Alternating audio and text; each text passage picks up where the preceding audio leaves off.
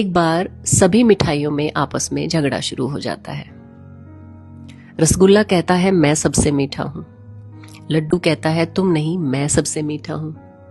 उसकी बात सुनकर जलेबी कहती है नहीं, तुम सबसे ज्यादा मैं मीठी हूं और मेरे अंदर जो रस बहता रहता है उसकी वजह से मैं और ज्यादा मीठी लगती हूं।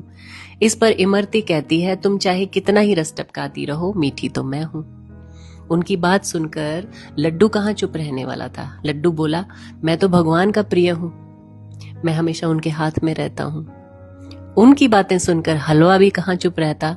वो कहता है कि तुम बेशक भगवान के हाथ में रहते हो, लेकिन भगवान का भोग तो मुझसे ही चढ़ता है, इसलिए मैं सबसे मीठा हूं। तो ये सारी बातें चीनी की बोरी सुन रही थी। उसने उन सब को शट अप कॉल दी और कहा कि तुम सब चुप हो जाओ, तुम सब का अस्तित्व मेरी वजह से है। मेरी गैर हाजिरी में तुम सब आटा, मैदा, बेसन, दाल का पाउडर सिर्फ यही हो। मैं तुम लोगों की आत्मा हूं और मेरी वजह से ही तुम सब मीठे हो। चीनी की बात सुनकर सारे चुप हो गए और उनकी आपस में लड़ाई बंद हो गई। और हम इंसान भी ऐसे ही हैं।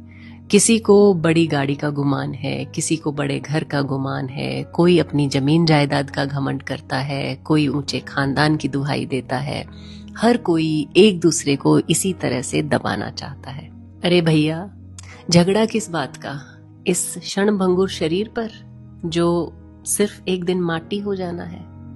याद रखिए, भगवान को सब कुछ मंजूर है, लेकिन घमंड, अभिमान, दूसरे को नीचा दिखाना, ये सब बिल्कुल नहीं भाता।